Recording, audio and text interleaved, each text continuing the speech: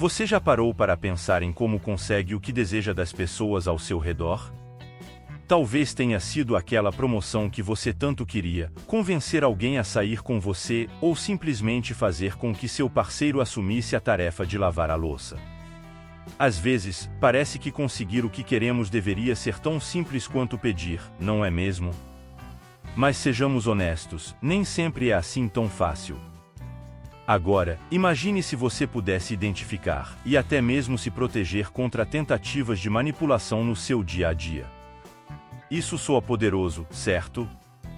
Pois é exatamente sobre isso que vamos falar, as 11 táticas de manipulação que estão mais perto do que você imagina. Procurei, não apenas listar, mas colocar alguns exemplos práticos do que acontece no nosso cotidiano, para que ao final, possamos refletir sobre como ora influenciamos, ora somos influenciados. Abaixo as 11 técnicas de persuasão.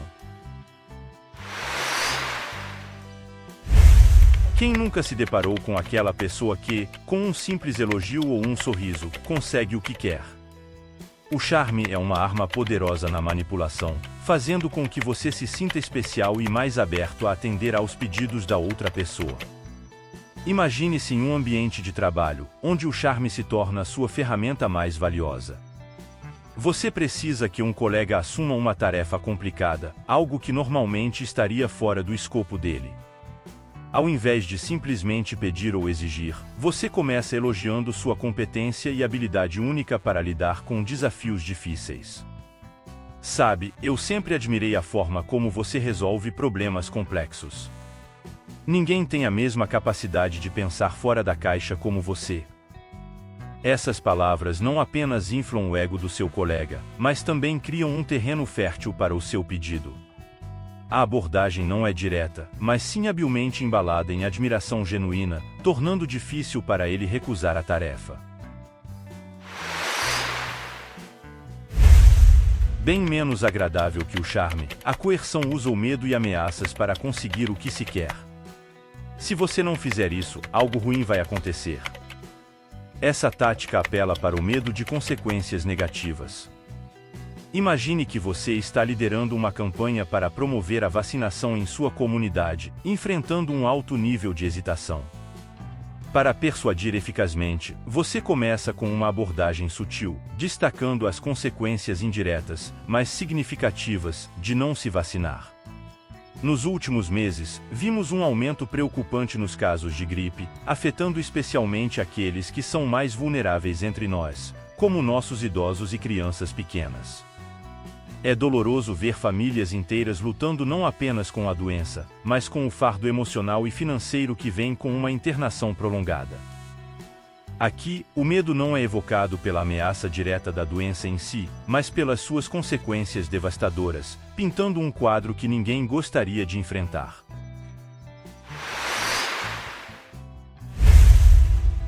O silêncio pode ser ensurdecedor. Negociadores e manipuladores sabem disso e usam o silêncio como uma forma de pressionar você a ceder. É desconfortável, e muitos acabam dando o braço a torcer só para quebrar esse silêncio. O silêncio estratégico, uma ferramenta poderosa frequentemente subestimada, carrega o peso da introspecção e da sabedoria em suas asas silenciosas. Em um mundo saturado de ruídos e opiniões constantes, escolher deliberadamente o silêncio pode ser uma manifestação de força e controle, uma afirmação de autoridade que transcende a barreira das palavras. Imagine uma sala de reuniões tensa, onde as vozes competem por atenção, cada uma tentando sobrepor-se à outra com argumentos e contra-argumentos. Nesse cenário, uma única figura opta pelo silêncio, observando calmamente, absorvendo cada palavra e cada gesto. Este silêncio não é uma ausência de resposta, mas uma declaração poderosa de presença, uma pausa que diz: "Eu escolho quando falar e o que dizer." Este ato de silêncio estratégico não apenas eleva o valor percebido das palavras que eventualmente serão ditas, mas também confere ao silencioso um ar de mistério e profundidade, aumentando seu poder de influência sobre os demais. Argumentar usando a lógica pode parecer justo, mas também é uma forma de manipulação. Se você fizer isso, todos saímos ganhando. Soa razoável, mas cuidado, pode ser um jeito de te fazer ceder sem perceber.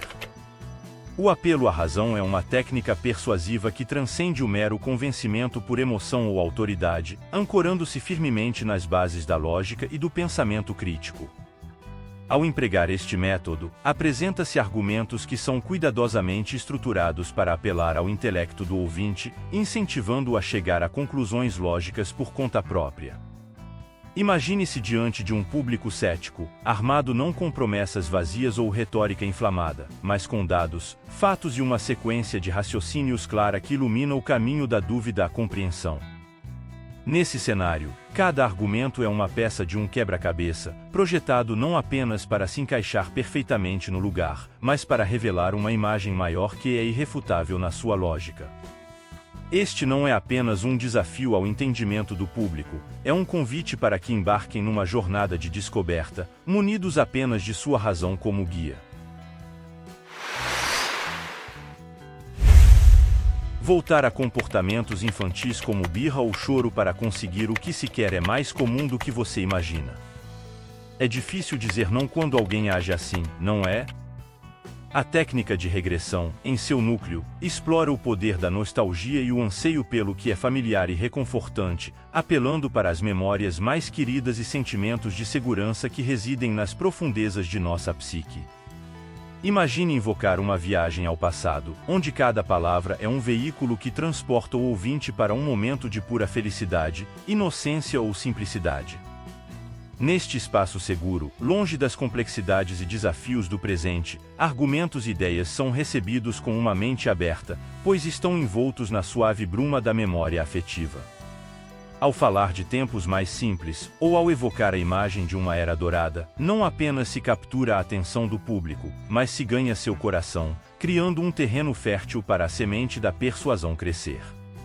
Este retorno ao familiar é uma poderosa âncora emocional, que, quando habilmente manipulada, pode ser usada para reforçar qualquer argumento, ligando-o às raízes profundas do passado coletivo ou individual. Nessa tática, a pessoa se coloca para baixo, induzindo você a sentir pena e ceder ao que ela quer. Eu sou tão ruim nisso, só você pode me ajudar. Quantas vezes você já ouviu esta mesma frase? A técnica de auto-humilhação é uma abordagem de persuasão sutil, mas profundamente impactante, que se baseia na capacidade de uma pessoa se apresentar de maneira vulnerável e humilde, criando uma conexão emocional com seu público. Ao reconhecer seus próprios erros, limitações ou inseguranças, o comunicador não apenas humaniza a si mesmo, mas também evoca empatia e compreensão, diminuindo as barreiras defensivas de quem ouve. Imagine, por exemplo, um líder empresarial que, diante de um fracasso, opta por se abrir sinceramente sobre suas falhas na condução do projeto, ao invés de procurar desculpas ou culpar fatores externos. Essa honestidade brutal não apenas surpreende, mas também inspira confiança e lealdade, pois mostra um caráter disposto a assumir responsabilidades e aprender com os erros. Você prometeu ou você já se comprometeu com isso? Essas frases apelam para o seu senso de responsabilidade e obrigação, tornando mais difícil recusar. A invocação da responsabilidade é uma técnica poderosa que apela para o senso inato de dever e ética que reside dentro de cada um de nós, despertando uma urgência para agir de acordo com os mais altos padrões de integridade e compromisso com um bem maior. Ao apelar diretamente para esse senso de responsabilidade, não apenas se convoca o indivíduo a se elevar acima do ordinário, mas também se cria um elo emocional que transcende a lógica, tocando no núcleo da identidade e dos valores pessoais. Imagine-se destacando a importância crítica de cada ação e decisão, não apenas para o presente, mas para as gerações futuras, pintando um quadro onde cada escolha individual contribui para o tecido maior da história humana. Ao fazer isso, não se está simplesmente solicitando uma ação, está se convocando o indivíduo a se tornar parte de algo transcendental, uma causa nobre que vai além do eu e se âncora nas fundações da moralidade e do legado. Uma versão extrema da coerção, que pode incluir danos físicos ou emocionais reais. Se você se deparar com isso, é sinal de que precisa se afastar rapidamente. O jogo duro é uma técnica de persuasão que se baseia na assertividade e na firmeza, muitas vezes empregada para estabelecer uma posição de força ou para negociar a partir de uma base de poder. Neste método, o orador não apenas apresenta argumentos com convicção, mas também estabelece um limite claro entre o aceitável e o inaceitável, desafiando o interlocutor a reconhecer a seriedade e a urgência de suas proposições. Ao adotar uma postura intransigente, o persuasor comunica que não há espaço para concessões ou meio-termo, criando um cenário onde a única opção viável é a aceitação das condições apresentadas. Imagine-se em uma situação onde, ao negociar um acordo, você enfatiza a singularidade de sua oferta, destacando que a oportunidade em questão é única e irreplicável, e que qualquer hesitação ou demora pode resultar na perda irreversível dessa chance. Vai ser divertido. Essa tática promete prazer e diversão, minimizando as possíveis desvantagens ou consequências. A técnica de indução de prazer é um método de persuasão que apela para os desejos e emoções positivas do interlocutor, pintando um cenário irresistivelmente atraente que é associado à ação ou decisão que se deseja promover. Nessa abordagem, o orador habilmente descreve os benefícios, as alegrias e a satisfação que advirão da adoção de uma determinada postura ou da aquisição de um produto ou serviço. Imagine, por exemplo, a promoção de um destino de férias de luxo, onde a descrição não se limita às amenidades e à beleza do local, mas se estende à sensação de escapismo, à tranquilidade sem paralelo e à experiência rejuvenescedora que aguarda os visitantes. O apelo não é apenas aos aspectos práticos ou estéticos, mas à promessa de um prazer e felicidade que transcendem o cotidiano, incentivando a audiência a buscar essa experiência como meio de alcançar um estado de contentamento e satisfação pessoal. Todo mundo está fazendo. Usar os outros como benchmark para te convencer a fazer algo é uma forma clássica de manipulação.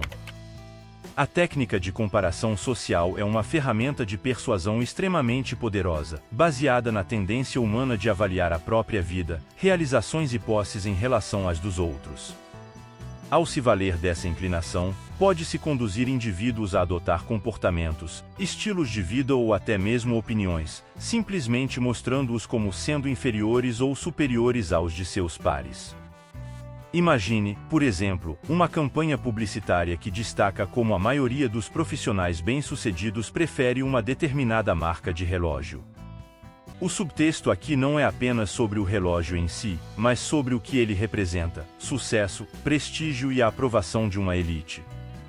Ao se comparar com esses ícones de sucesso, o consumidor é levado a desejar o relógio não apenas por sua qualidade ou design, mas como um símbolo de pertencimento a um grupo social desejável. O velho comentário de "te pago se você fizer isso" apela para a ganância e o desejo de ganho financeiro para persuadir. A técnica de recompensa monetária é uma estratégia de persuasão extremamente eficaz, baseada na premissa fundamental de que o ser humano é, por natureza, motivado por incentivos financeiros. Ao oferecer uma recompensa monetária, seja na forma de descontos, cashback ou bonificações, cria-se um poderoso estímulo para a ação. Gente, essa técnica aqui é a que a gente mais vê hoje em dia. Todo mundo hoje está oferecendo alguma coisa para vender e cada vez mais aparecem essas oportunidades, não é mesmo? Agora pense, entender essas táticas não é apenas sobre reconhecê-las quando alguém tenta usá-las contra você. É também sobre refletir sobre as vezes que, talvez sem perceber, você recorreu a elas. Conhecer essas estratégias é um superpoder, ele te dá a chance de escolher agir de maneira diferente, seja para se defender ou para buscar o que deseja de forma mais ética e transparente. Afinal, a verdadeira habilidade está em conseguir o que queremos, respeitando os outros e a nós mesmos. Isso sim é uma conquista. Você está pronto para o próximo nível? Vamos prosseguir nossa jornada de descobertas. Clique em inscrever-se para não perder nosso conteúdo. Até a próxima!